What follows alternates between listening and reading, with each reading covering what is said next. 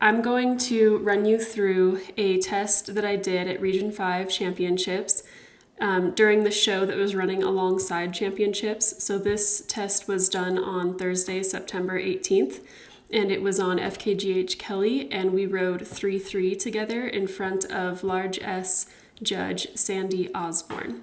So I'm going to narrate the judge's comments as we go through and watch this test. Enter collected trot, halt salute, proceed collected trot. We scored a 7.5 for a straight entry and a straight halt. Then we track left, change rein, medium trot across the diagonal. Then to collected trot at F, looking for moderate lengthening of frame and stride with engagement, elasticity, suspension, straightness, uphill balance, consistent tempo, well-defined transitions. We scored a 6 here. She wanted more engagement in the medium trot, and she wanted us to have more cadence, more power through the short side. Shoulder in right, K to E. We scored a 6.5. She commented too much neck bend. We needed to have a little bit of a steeper angle and a little less neck bend. Half circle right, half circle left.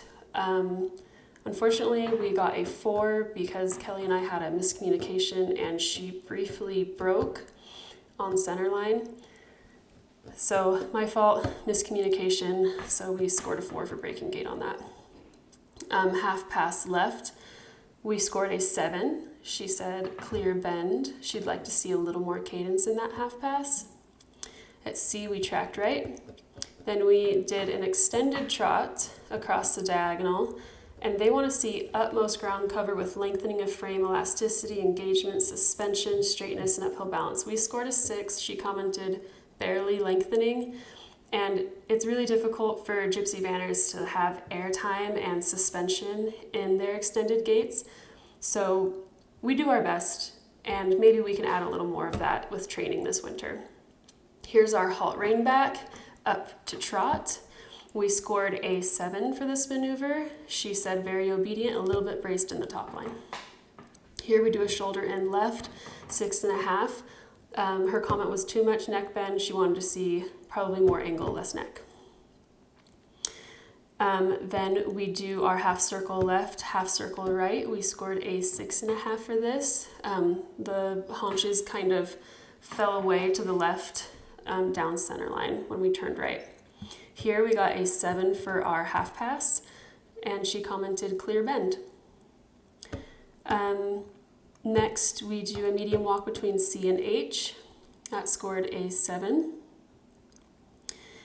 And our half turn on the haunches left scored a 7. She said correct steps. And this medium walk throughout this line of turn on the haunches scored a 7, which is a really, really great gait score for Kelly. This next turn on the haunches scored a 6 to the right, and she noted loss of activity.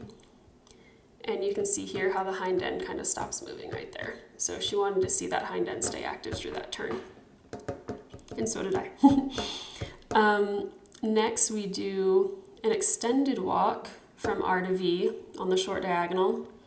And she gave us a 6 and said lacks overstride and elasticity. Extended walk is a really hard gait for Kelly because her back is a little longer than her legs, and so overreach is really, really hard for her conformationally.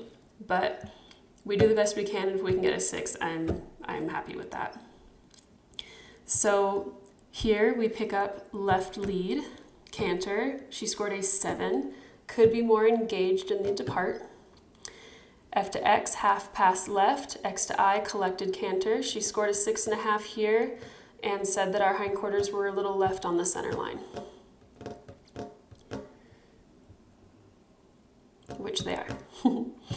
And then we do a half circle left, and we do a flying change from left to right, and this is Kelly's harder flying change, and she was anticipating, and then we did the change. So a little bit of anticipation here that we schooled the next day. She scored a 6.5 for that change. And then right here, we are going to do a half pass to the right. She says half pass is okay, but you're a little crooked on center line. So this is a balance thing that Kelly and I have to work on, and communication on my part, not having those haunches too far over after we just did a half pass. And then we scored a 6.5 on this flying change, actually a 6. She was, it said clean, but against my hand. Then we do an extended canter. She scored a 7. She said that this was really straight and clear effort. And you can't see it from this angle, but she actually has a really nice uphill balance as well. Then we do collected canter through the short side, and that scored a 6.5. She wanted a little more power. She said loss of engagement. Collected trot at H scored a 7, prompt and straight. E turn left, X turn left, G halt salute scored a 7.5. A little bit hurried, but a straight halt.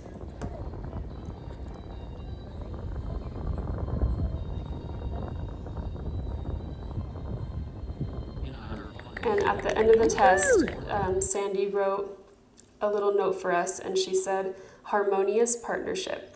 Work to develop horse's ability to take the weight behind with more engagement for more expression in the trot and more jump in the canter. Overall, I was really happy with this test with Kelly. It was the first test we did a couple days after settling in at the show, and she'd never been here before, and she was just really with me, and I'm always grateful for how she shows up for me in every single ride that we have together. We unfortunately had a bit of tension in the canter across the diagonal as we were doing our changes, and we also had some issues with balance and having our haunches too far to the inside, and part of that is me having my leg a little too far back after the half pass. Sometimes when I bring that leg down and go back into a neutral position, she wants to do a flying change on the center line, and so her and I are just a little green still at this test, but we are working to better our ability to go from half pass to straight, and we do that exercise when we're schooling. We will half pass and then walk, and then half pass and then walk, or we'll half pass and then shoulder 4 down the quarter line, half pass and then shoulder 4 down center line, and half pass and shoulder 4, and that really helps with our balance and our communication as we go from half pass to straight and then needing to do that half circle. And then for the flying change, what has worked for her and I is we will pick up walk canter, and then I will begin to counter flex her in the canter and just try to help supple up her body and her neck and not think of that as the cue to do a flying change. And I will do that on a circle, on the straight line, and across the diagonal, just so that she learns that, you know, if I want to supple her body and move her over, it doesn't necessarily mean that I want the flying change. It just means that I'm trying to help her relax and listen. So then after she relaxes and does that, then I will do the flying change cue, and then she does it really clean. She does it on my aid when we're in time together, and then I end the schooling. I'll usually only do 1 or 2 changes because she's anticipating it so much that I'm just trying to work through helping her relax. That's how I schooled Kelly. The next day after this test, we took the day off. I schooled her in the championship ring, and the schooling went really, really well. We did a 3-3 test again before our championship round, and it went really, really well, and she was right on my aids for the changes, and we were much straighter on the center line after our half passes.